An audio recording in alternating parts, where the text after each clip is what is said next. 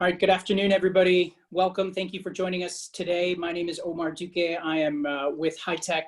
Appreciate all of you taking the time to join us for this now, our sixth webinar through our HITEC Live, which is our new virtual content programming that we have pushed ourselves into given the current global situation with the COVID-19 pandemic. We've gotten a lot of really great feedback from our members and our partners on the value that we're able to create and deliver to our corporate partners, our members, during these unprecedented times of disruption. We have been working hard to come up with really kind of timely and relevant content given the world that we all find ourselves in these days. Like I said, this is our sixth webinar in as many weeks.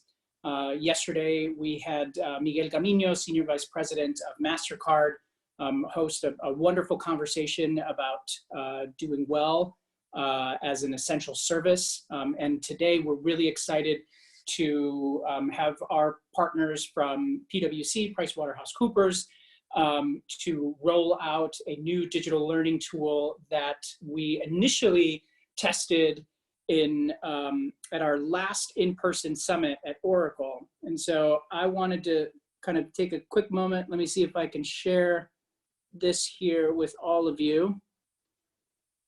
So when they asked me if I could introduce Carlos and talk a little bit about what we're rolling out today, I was reminded of the last time that I introduced Carlos and how times have changed. So this is us just a few months ago in October at Oracle, when we were announcing what was then this experiment, this test. This journey actually started in the summer of 2019 when we brought together about 20 or 25 really high-level CIOs from within the HITEC community.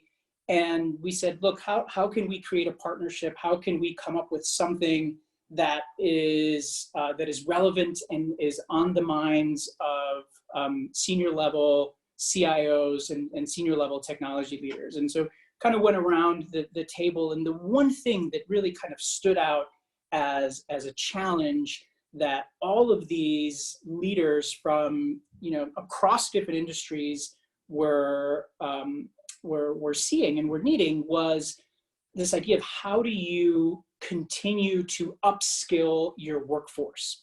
And regardless of the industry, whether it's if it was in financial services and consulting and in hard technology, in hospitality, this was an issue that everybody had and everybody was dealing with. And so we went back and PwC said, look, we have this tool. How can we make this tool more available to the HITEC community? And so fast forward to our Oracle Summit, when we announced that we were going to be doing a test with the HITEC community.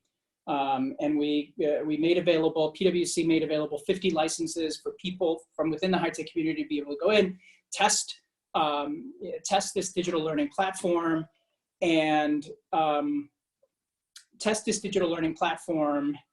really work to use the platform to learn, to improve their skills, their mindsets around different areas of actual hard technology skills, collaboration, leadership, mindset. It's a tool that I use and found really helpful. And a couple weeks ago, as we were all kind of going through this, we had this great conversation, a follow-up conversation with PwC, where we said, maybe we need to roll this out to our entire HITEC community. And so this is what we want to talk about today.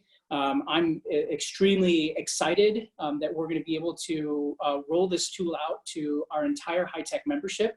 I think it's something that is incredibly valuable and is going to be, I think, potentially a real game changer for our members as a tool that they can use to continue to improve their knowledge, continue to grow as leaders, as technologists, especially given how quickly and how at the accelerated pace that our world has changed and will only continue to change from this moment forward. So at this point, I'd like to turn it over to Carlos Moreira, who is a partner at PricewaterhouseCoopers, PwC. He's a member of the Health Industries Advisory Group and delivers strategy, operations, and technology consultant services to payroll provider clients. He serves as an emerging technology, AI, RPA, blockchain, et cetera, for health industries advisory and pharma and life sciences. He's a longtime HITEC member, an incredible member of our HITEC community, and somebody who just over the course of the last year or so that I've been working with him, somebody that I have found to be incredibly committed to our mission, committed to our community, and just, you know, genuine in his interest of seeing how both himself and PwC can contribute to the broader HITEC community. So with that, Carlos, I'll turn it over to you, and thanks again for your partnership. Thank you, Omar, and good morning, good afternoon to everybody on the call, and thanks for coming online to join us. As Omar said, we are thrilled as a partner to HITEC to be able to provide our digital fitness assessment tool as a way to kind of catalyst the community to adopt and get better upskilled around the digital transformation that's happening around us. We're going to do two things today. One, we're going to just talk a little bit about that aspect around what is digital fitness and what does it mean to upskill, and we'll have a part of the presentation focusing on that just to give you the background as well as how you get access to the platform. And in the second part, we'll dive into and pick up where we left off, which just seems like yesterday, which is, you know, when you see those pictures, it really is startling how things have changed in such a quick amount of time. But pick up where we left off with that 50 pilot group and give you a little sense of the results that we were able to see in just a 30-day pilot.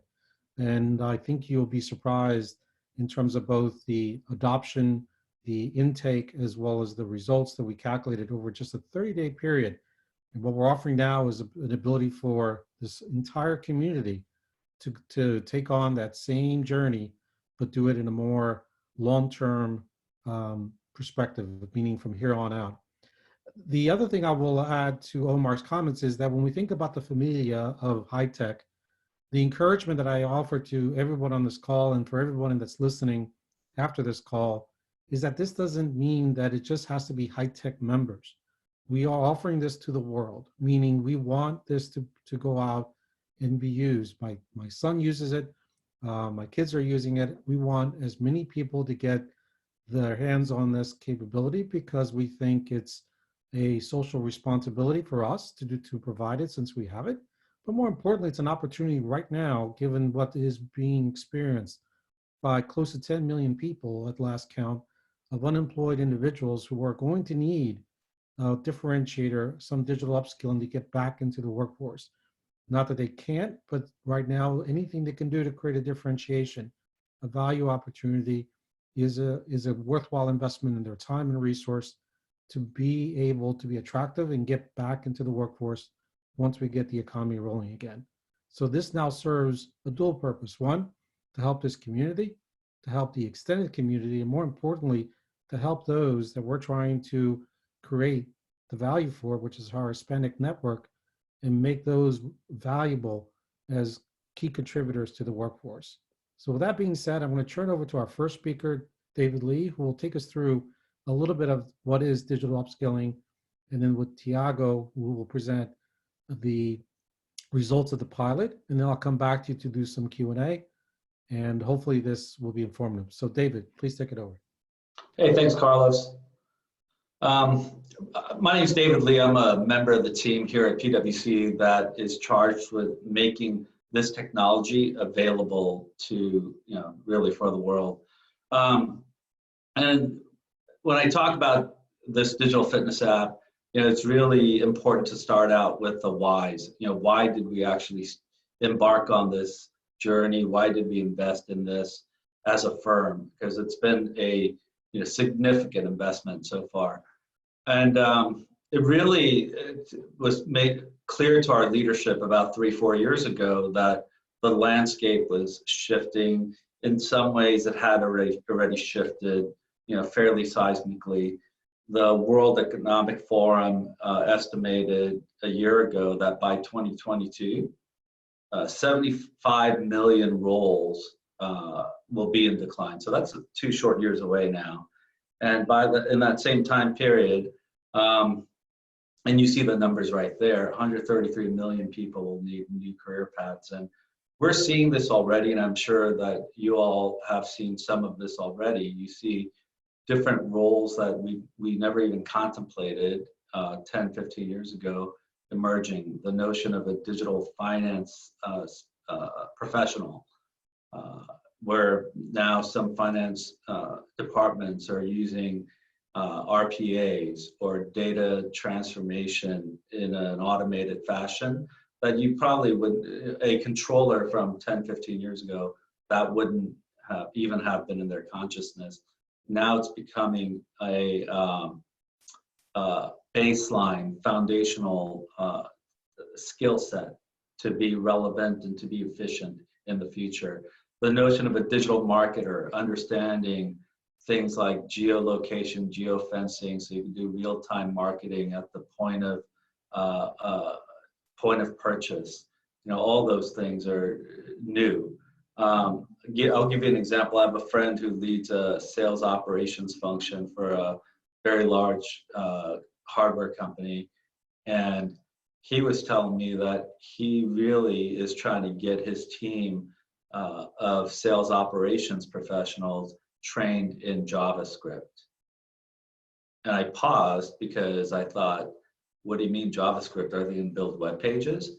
And you know, that wasn't the case, but he saw that as a key skill to do the necessary analysis and presentation of those the insights using that base core technology, this core technology skill.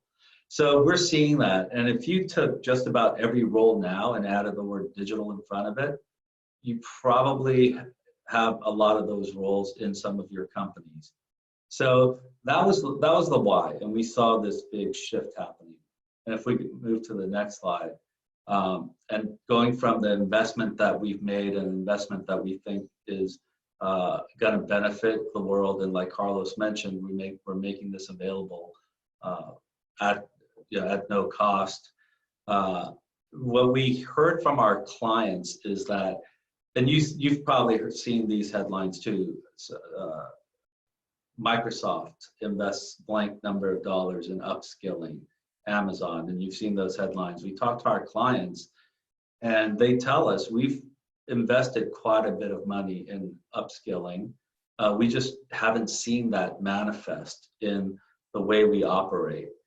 And what we found is, and we tell them, is that upskilling really relates to applying application of any knowledge or any skills that are built.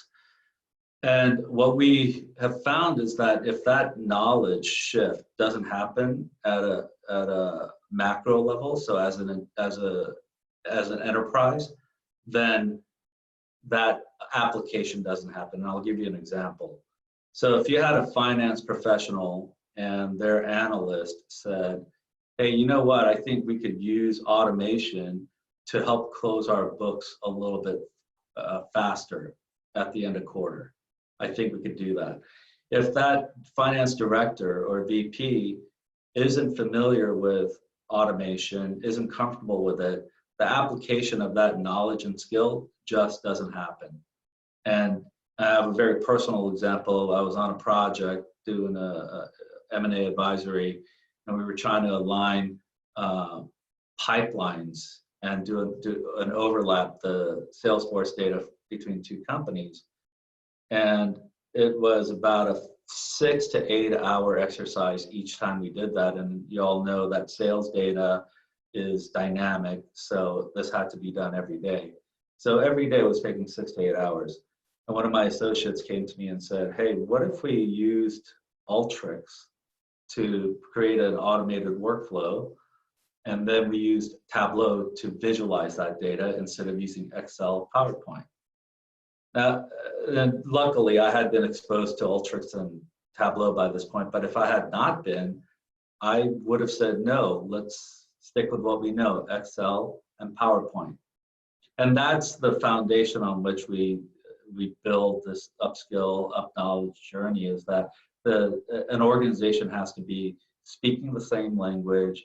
The organization has to have a fairly common set of knowledge and foundational set of knowledge, and that's why we built this DFA application. So let's move next slide, please. So the bottom line, right? So what happens? And you'll see these numbers here, and I'll let y'all read most of the content on this slide. But what I will point to is that for us, and this was for us, we actually saw an improvement of about 5%, and we project that we'll add 15% to efficiencies directly as a result of what we did with this digital journey.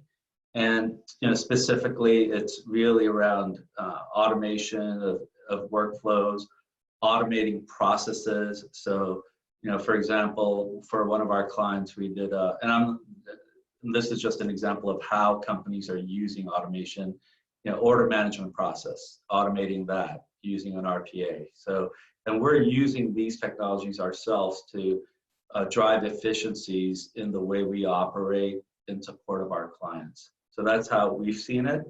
And this is really where, what's interesting is that the digital upskilling journey has ended up being, the impact of the journey has ended up being measurable and quantifiable.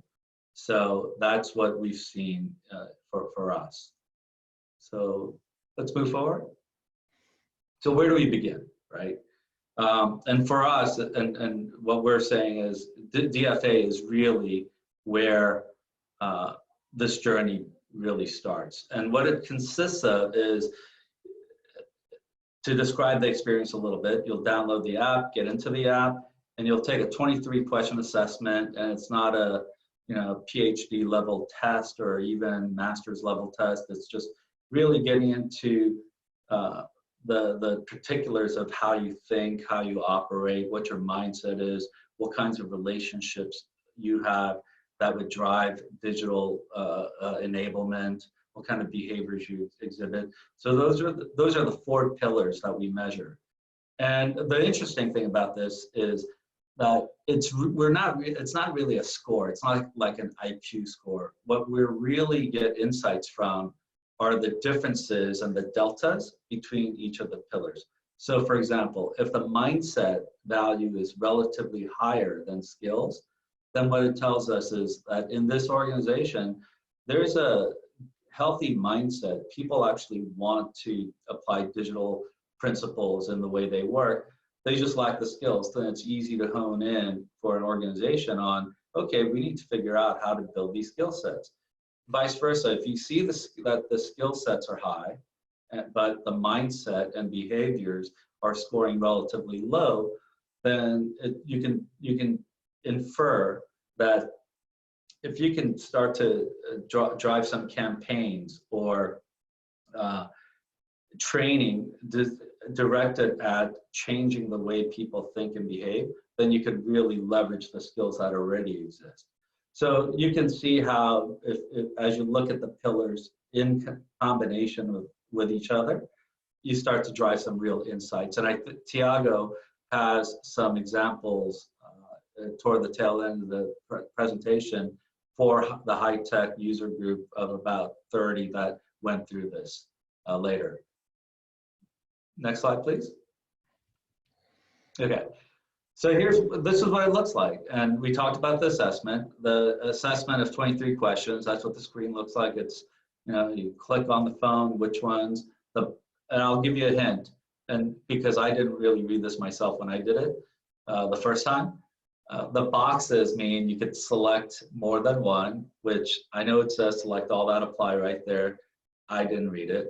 And then there are the radio buttons where you select only one. And you see the scores right there with mindset, behavior, relationship, skills. And in this case, the skills rate really high, the behavior and mindset rate really low. So this is a person, if I'm taking that, if that's me, I'm thinking, okay, what do I need to do if I'm, if I'm self-aware? What do I need to do to make sure that I leverage my skills to align with our firm's values and our firm's way of delivering? And then the user chooses, how much time do I want to commit to this? How is it? 60 minutes, 40 minutes, 20 minutes. We have 3 plans: recreational, athlete, Olympian. And for each 20 minutes you spend on the learning path or learning program that's recommended for you, you get to answer a question, and that helps you, depending on the answer, helps you improve your score. I say that 60 minutes, 40 minutes, 20 minutes in that plan. However, you could consume as many articles, read as much as you want, listen, watch, and those are the 3 modalities. You could watch videos, listen to podcasts, read articles that are in there. So that's what we have. And then we have this where it says score, grow. That's the score that I mentioned. You take a continuous assessment. So for a 20-minute plan, you answer 1 question, 40-minute, 2 questions, 60-minute, 3 questions. And once you do that, you have an opportunity to increase your score. So that's just a really high-level snapshot of what the digital fitness app looks like and what the experience feels like. So David, let me jump in here. So really, if you think about this in context, this is really, individualized to the extent that what you get out of it really is what you put into it, right? As David highlighted in terms of the learning and then the growing analysis, this isn't a one-time activity. This isn't like take the assessment, learn your score, take a couple of ads. It's really about, an evolution of learning. For us, it's a 3-year journey that we're still on. And I look at my score every other week to see how I'm faring and how I'm reassessing my skill set. And it's amazing because as the intake and the learning continues and you start learning the adoption, the answers change for you, right? You see it as you actually reassess yourself. But don't think of this as it's a one and done. It's not. It doesn't work that way. It is a learning tool. It is a learning process, and it's a way to reassess your maturing capabilities and digital prowess, if you will, as you go through and evolve, right, and apply these capabilities. Yeah, thanks, Carlos. And that's a really important point in that the scores aren't really meant to be, hey, there's a total possible of 420, so everyone should aspire to get to 420. That's not what it's really meant for. It really is a reflection on how we think, how we behave, and ideally, the score doesn't really shift at all unless we behave differently, unless we think differently. So you can game the system and answer the questions not 100% honestly and get your score to increase, but really the tool is meant to assess and help us be self-aware about how we think, how we behave, what the way we deploy digital technology in our daily lives. So one of the questions might be, if someone were to look for my LinkedIn profile, professional profile, they would find that I had not updated in a while, that I start and lead conversations, I consume, whatever it is. And if one answers honestly, then one could become very self-aware about how they behave, how they present their digital identity, if you will, not from a data security privacy perspective, but what my digital profile looks like in the marketplace. So that's what it's meant to be. It's not meant to be like, oh, everyone should have the highest score possible. It's meant to really highlight for us and help us become self-aware about where we need to improve. So thanks for that, Carlos. Thank you, David. Next slide. Okay. So the fitness plan, like I said, after the first assessment, you get a fitness plan, and that scroll, and you see that on the screen there, that is the fitness plan. And on the top left-hand side, it says, check back Monday for your to reset for your next week's plan. Now, if you pick a recreational plan, initially it'll show complete 20 minutes to take the assessment. So, and if it's a athlete plan, it's 40 minutes, Olympian 60 minutes. And as you start to consume what's in that band, that fitness plan band, it'll start to tick down how many minutes you have remaining. Now, if you were to scroll down a little bit further, there are articles you can consume in different ways, and they may not be a part of your plan, but that's okay. You can still consume.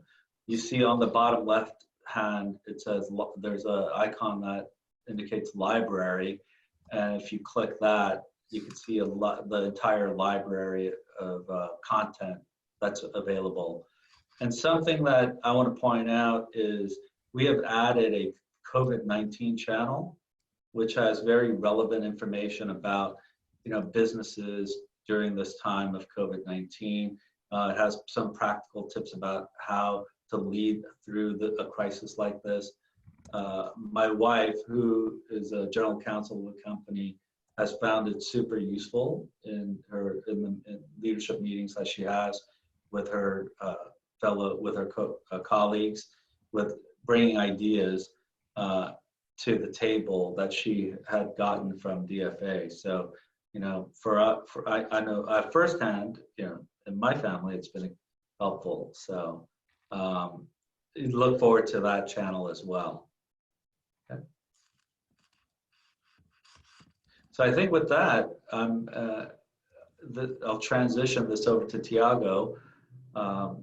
Tiago has some results to share from the pilot that was run with the HITEC member team. Thank you, David. Hey, Tiago, just take note on chat. There's two participants on the line today with us, so you may want to call on them at some point to see if they would be open to commenting on their experience in the pilot program as well. 100%. Yeah, thanks, Carlos, for that. And the section here has the objective just to give you a sense on where we landed as HITEC and provide you with context. It's very important to understand the population that took this assessment. Right? All the folks within the HITEC population are, we start with the assumption that are slightly ahead of the curve because they're leading IT organizations. So interesting to see how the distribution of the score is. And before we dive into the numbers, I'll give you first a snapshot on big picture. It was a 30-day assessment, so keep that in mind. So the trial, we had 50 licenses, but 31 people, those folks actually registered, and 28 actually completed the assessments. This 28 people actually consumed 400, over like almost 500, like different, when I say artifacts, like different pieces of content here. And I want to, before I go into the scores, I actually just want to flip back to the slide where it shows each of the meanings of the assessment, right? You're gonna see 4 bars, right? So 4 sets of bars. First one talks about skills. So do I have the right digital capabilities? Second one, it's mindset. So it's more about the ways of thinking about how do I fuel this innovation. Third one, relationships. Am I building the right connections? How do I collaborate? How do I influence the organization? And then the fourth one, behaviors. This is, it's more focused towards the application, right? Is the application of new habits. How do I make this pragmatic? How do I keep this practical? How do I translate this concept into a practical solution? Okay, so with those 4 things in mind, I just want to walk you through the score. So this is HITEC score with behavior, mindset, relationship, and skill sets. The lighter bars for each of them represent the score when you first took the assessment, and then after 30 days, where we landed with each of the scores. We started at 229, ending with 239. which is actually on a 10-day, 30-day, 10 points is actually a very good improvement right here, what we have. And let me give you just some insights from what we learned from this data. Overall, the score is showing us the highest results into the mindset, which means you as high-tech leaders are leaders leading IT in your organizations. You are, digitization is actually top of mind right now, right? So this is coming, this is in the back of your mind. This is like taking all your actions that have this layer of digitization, how to upskill and how to include, layer that in everything you do, on how to get these new ways of thinking. So that's one thing. Some opportunities here for growth. So the growth in the skills competency is really talking about how can we get high tech to capitalize the digital knowledges, like the capability itself. So getting smart at it. And then the next one, which is highly tied to mindset, it's actually the behavior. You're gonna see that the mindset is really high and then the behavior is coming lower. It's actually the lowest of the scores. This actually represents a need for more opportunities. So there is a gap, what we see from the chart, which is, I know it's important, it's on the top of my mind, how do I transition this to a practical application? How do I transition these themes into reality? Which is a trend that we see very common across other industries as well, where this is the direction we want to go. The how to get there, how to apply, is actually becoming the challenge in the direction we're marching towards. So with that, I want to pause. And Ivana, I don't want to put anyone on the spot, but I know there's a few folks and that would like to pitch in right now that has taken the assessment and were part of the trial for the 30-day trial. I'll make a quick pause here. Would any of the folks be willing to share their experience actually using the app, consuming the artifacts, and providing any inputs on how your experience actually was? Hello, can you hear me? Yes, perfect, yes. Okay, great. So this is Ivana, and I was actually part of the pilot. I have to say that I found the application extremely helpful. I was actually asking how is it that the content is curated, because during the trial, I found that the articles, videos that they provided were very relevant to what's happening in what we're going through in terms of disrupting technologies as well as business articles. So I value it because the content was extremely relevant, not only with technology topics, but also business topics. A lot of Agile as well, thinking of Agile and cloud. So extremely relevant and helpful. I also like that there were different formats to consume the content. So if you wanted to watch a video, you could do so. If you wanted to have audio, that was also an option. Or if you wanted to read, that was also a third option, which depending on what you're doing, commuting or working out, then you could use the different formats. And one last comment about the application is that it had really good reminders, because life gets in the way, and you will have, hey, you know, it's Monday, you have these new topics in your queue, and that was a good way to remind myself and motivate me to make sure I get it done for that week. Thank you very much, Ivana. That's great. Appreciate the inputs and thanks for sharing your experience. Anyone else on the call that also took the trial and had would be willing to share the experience? Hi, this is Heidi. Yes, I was part of the group that tried it out, and I think that it was really interesting how it really guides you to different areas that you may not be thinking about. Many times when people think about, oh, I have to upskill, they're thinking only of the skills, but I really like the concept of the behaviors, the mindset, and then like Ivana said, it had different formats. Some formats I hadn't actually used in the past. So the podcasts were really great. It was just everything in one app. So I didn't have to go searching TED Talks and searching the iPods.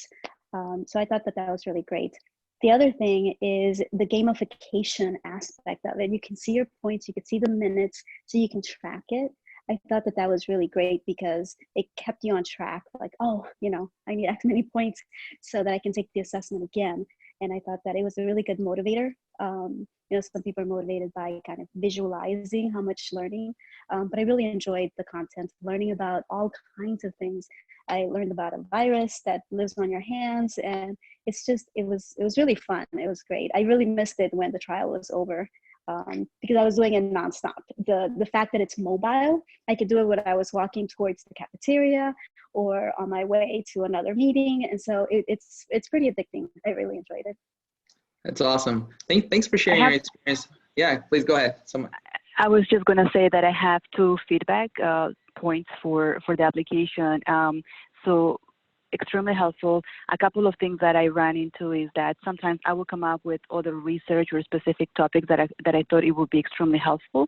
So a way for us to propose specific topics or articles or audio that we found helpful, that would be also a good way to augment the content and the skills that we want to include in this application. And the second one would be building a community, right? So if we are able to go to the app and have this community where we can all, in a way, kind of like be consultants of each other or advisors to each other. I thought that those 2 would be helpful in the app. It's something really simple. You know, you get your titles, you get where you're located, all this other stuff. It just Sounds good. Hey, thank you very much, Heidi, Ivana, for your feedback. So good news is that, well, I heard you say it was, you're kind of bummed when the trial period went over, and good news is that the app is back for limited time, not only for you, but also you're able to share with your loved ones, with your family, your personal network within your company, so folks can also benefit from that. The other thing I want to highlight is really kudos to you, Heidi, and Ivana. As a matter of fact, you are one of the, from the reports, right? You came as one of the users that made the most use of the app, of the artifacts. So that tells me that it has a very strong relation how much effort and energy you put into using the app as most as you're going to take out of it. Right, so sounds like you had a great experience. So thank you very much for sharing this and with the team. And with that, I just want to transition back to Carlos for some final remarks before we open up for questions. Yeah, so a couple of comments came through, and I want to address those as well. In terms of the DFA, the content that you receive is tied into a learning process that is part of our natural PwC curriculum. It is fed, updated, and maintained, so it is going to be different, right? That's the point, right? Is keep it fresh, keep it relevant. The point around the input in the community is well received. That is something that has been discussed in the past. We do have an enabling version of this process, of this program, on a tool called ProEdge, which is kind of DFA on steroids for organizations. That's our solution accelerator for actually engaging clients on their transformation, and that does have that capability. DFA will not, just because we're managing it for the world, and it's hard to keep up with all the different demands and requests that could potentially come through.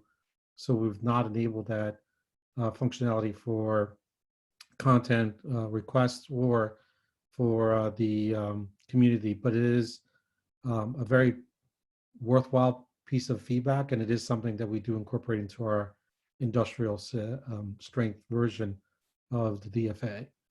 And I think the last comment I just make is that, again, reinforcing that this is not just about high-tech community. I ask you guys to think about your coworkers, your friends, your neighbors, your children, your family, right? The broader community that you're a part of, heck, your church.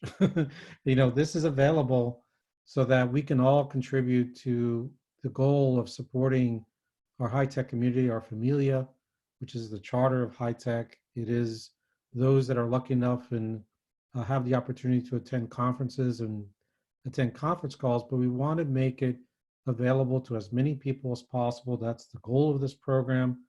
And please take that and run with it. You are the now stewards of this opportunity that potentially could impact, thousands of others. And I encourage you to think it that way. You have our permission. You don't need our permission. We're asking you to do it as a stewardship of your HITEC familial responsibility and think about the community at large. With that being said, I'll pause there. I think we'll take a couple questions if there are any before I transition back to Omar for close. So any questions? Hi, this is Sofia Alexev from Oracle. I'm one of the EEP fellows. I was wondering, it was very interesting to see the scores on the HITEC testers. What about at a bigger scale? Are there some trends you've noticed while working with the application so far? Well, I mean, in the context of HITEC or broader? I would ask broader, like what are some trends that you see at the micro level? It's interesting. It really is at the macro level, super macro level, right? We see a couple of things. We see variations within different industries. We see variations within different organizations within different industries. We see variations within functions. We see variations within even certain levels and roles within the industry. At the macro level, what I can tell you is we are not in a digital age yet. We call it the fourth industrial revolution, which is the digital revolution, right? That we've all been exposed to with iPhones and apps and all this. But from a business community perspective, in terms of applied technology and true digital transformation, we are not there yet. And in fact, if we take this into a macro level, because we've actually done this with some schools, particularly high schools, where we actually took the DFA into a learning environment, what was startling to us was that the next generation is actually more digitally capable than this generation, right? So the macros is that we still have a long way to go.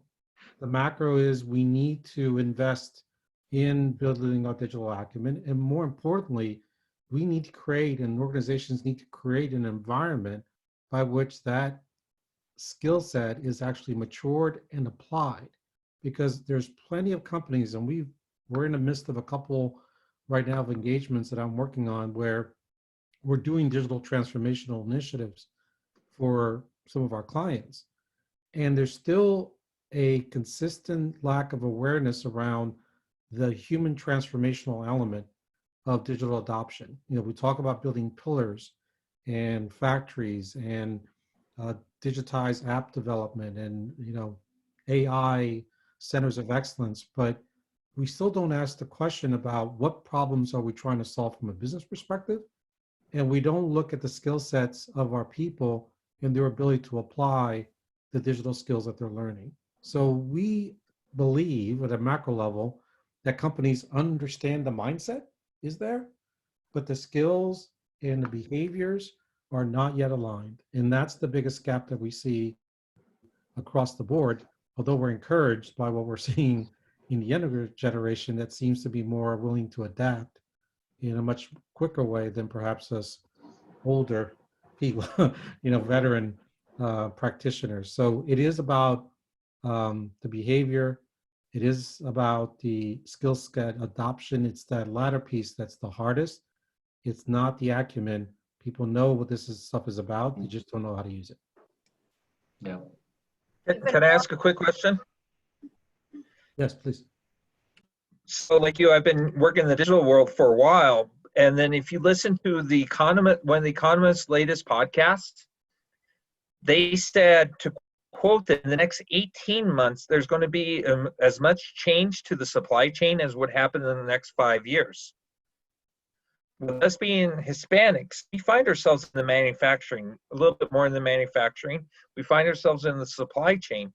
What's going to be our best practices for grabbing this? Because that's where our opportunity is. I mean, we're already in, we're established. How can we do it? I mean, I know I'm doing it with some things here, but what about overall? Yeah, I mean, I think we say operations, but it's supply chain, right? It's the whole aspects of managing that. It is, I mean, look at where we are right now, right? In COVID, right? We are struggling to understand supply and demand. We are struggling to make things happen quickly enough to address, hotspots. We are struggling around what's happening in terms of the research that's being applied and where it's being applied. We are disconnected. In a digital age, we are still very disconnected. My comment is that if you think about any function, but particularly anything that moves supply, right, in the age of digitalization, there's a lot of effective things that have happened over the years to get better capable on it, but we're not connected. There's no communities, there's no consortiums, there's not enough group play. When we think about digital, we think about blockchain, we think about the value of informatics and trying to create macro markets around monetization of data. It's really about how do we create communities of knowledge and process and capability. That's where digital transformation comes in, because if we can understand the supply chain more holistically, then we can engage in that market more effectively. But the disconnect is every organization is still thinking about their supply chain. They're not thinking about the customer supply chain, and we don't organize digital transformation enough around that dynamic to make that work more efficiently. If we apply digital transformation to that problem, I think we have a lot of practical solves that both are efficiency gains, but also opens up new macro markets for organizations that are struggling to differentiate. So let me do a follow-up. I've done a lot of work in the food blockchain. I've done some work at the state level here.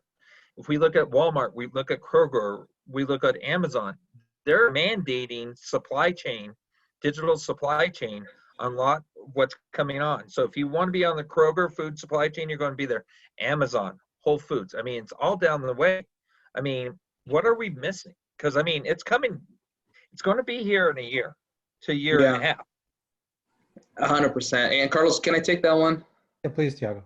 Yeah, so I'm currently part of the operations practice, so specific with digital operations. And what are we seeing right now, especially with a few of the effects of COVID-19, has actually just accelerated the direction that we were going to. There's mainly three things folks are talking about. First is really the localization strategy, so amount of dependency that we have on Asia. So that's one thing, and that's one effect. So really going into dual sourcing and so forth, like having other sources to just spread your risk, just to minimize your risk. The second one that I've seen is a lot of visibility throughout the supply chain. So what we're calling the connected supply chain, end to end. So a lot of capabilities within like visibility, vendor inventory visibility, and so forth. Those type of capabilities, us as supply chain professionals getting smart and ahead of the game, will actually help us to get far. We'll get faster. The third one is actually the analytics aspect of it, because although this was always something that we've been working towards, the ability to sense and course correct will be heavily based on how well we're able to visualize this data and generate insights from it. So having the supply chain connected with the analytics layer on it will actually enable us to be in a better position for a supply chain perspective to this new needs, our customer needs. So hope it helps. Yeah, the problem is the mandates are coming, but the use case around how do we draw value sometimes gets missed. So I think the applicability of technology is not the limitation. It's how do you then, readdress all the back-end business processes that go with it, where those are not being looked at. So I think it's, we've had issues with revenue recognition when we try to introduce digital transformative services.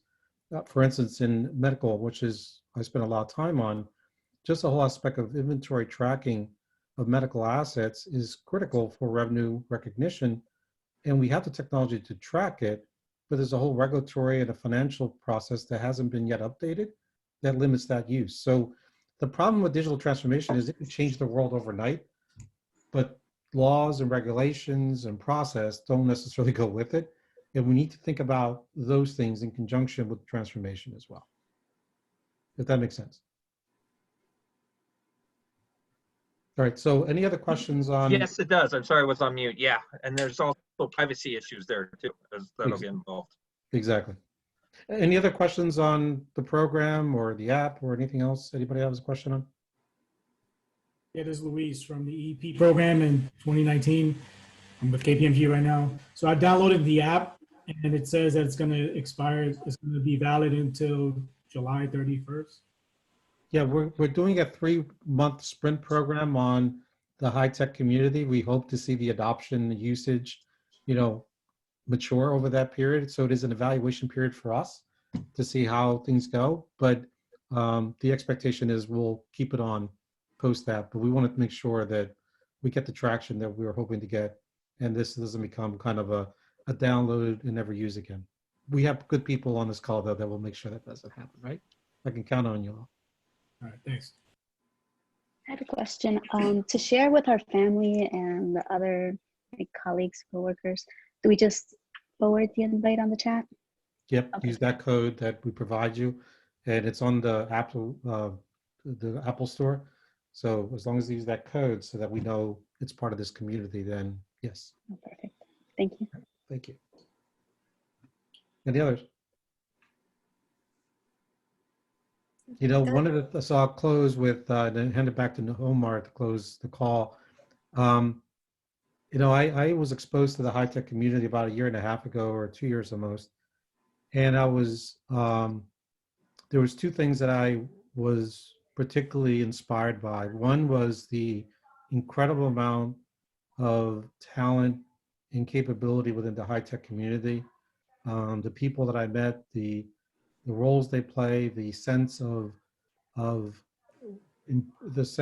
purpose that they have in both the work that they do, but also in the desire to impact and contribute to the broader HITEC community and the Hispanic community. And that was my first impression, and that created the inspiration to get more active into it. The second was that as we engaged in the conversations like this and others that we've had along the way, the willingness for everybody to step in and do things. I'm part of the mentor program as well, and I see the energy that people are putting into it, and it's exciting. It's just a really fun thing to see from my perspective, that people are passionate and they're committed. So I'm asking this community again, show me the passion, the commitment, take this on for what it can do for you, for those around you. Please, it is an opportunity and we're pleased to provide it, but more importantly, I'm excited to see you adopt it and make it your own, like you do everything else that is called upon you from time to time with HITEC. So please take that on. And if you have any issues or troubles or challenges, let us know and we will drop in and figure it out and solve the problem. But this is on us to start it. We're catalysting it, but we need you and we need all of you that are not even on this call to make it real. So bring the energy, because I know you have it. Omar? Thank you, Carlos. Appreciate those closing words from you. This is, again, I said it in the opening, I really do believe that this is a game changer for our community, not just the HITEC community, but for the Hispanic community. And so glad to see that we have some EEP fellows on this call. I know Fernando Rosario, who was on the chat box, talking about how we're going to push this out to our fellows as well. We're going to continue to promote this, and we want to be able to get as many people on here as possible, because I think it's a really great tool for learning and for growth. So again, Carlos and Tiago and Carlos and the entire team at PwC, thank you for your partnership, for your commitment, for making this tool available to the entire HITEC community. I appreciate everybody joining us again today. This is our second webinar in 2 days in a row. We had, like I said yesterday, Miguel Camino yesterday, But we're going to continue to provide what we think is valuable and relevant topics and conversations to the HITEC community. I've said this a couple times. If you have any ideas for us on topics, on speakers that you would like to see, or that you think that you or your company can contribute to this broader dialogue that we're now having on a regular basis, we want to hear from you. So email me or Viviana or anybody from our team. We want to continue to do this, right? We want to continue to keep everybody engaged. We want to, as an organization, continue to be a source of value and of impact today and moving forward. So with that, I want to wish all of you a happy and safe and healthy weekend. We hope to see you again next week for our Wednesday wellness sessions. Those take place both via Zoom and via Facebook Live, Wednesday at 2 p.m. Eastern. And then next Friday, we also have another webinar with HITEC Corporate Advisory Board member Yamila Harris on emotional intelligence. So that is going to be a really, really exciting presentation. I hope that you guys all can join us. Again, that's also next Friday at 2 p.m. Eastern. So with that, we'll close it out. Thanks again for joining us. Thanks for PwC. Have a great weekend. Thank you.